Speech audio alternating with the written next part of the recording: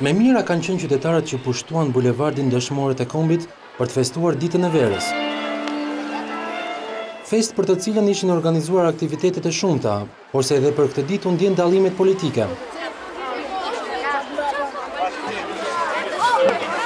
Qeveria dhe bashkia kishin menduar të organizonin aktivitete të ndara. Ministri për Mirëqenien Sociale Erion Veliaj e kishte një shpjegim.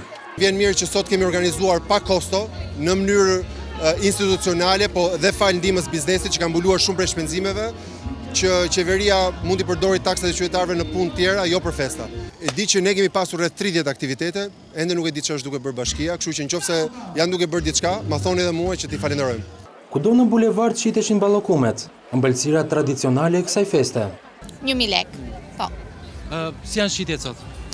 Shitjet çka? Jo në krahasim me vitet e tjera shumë dobët. Urimet nga qytetarët ishin për një vit të mbarë për të gjithë.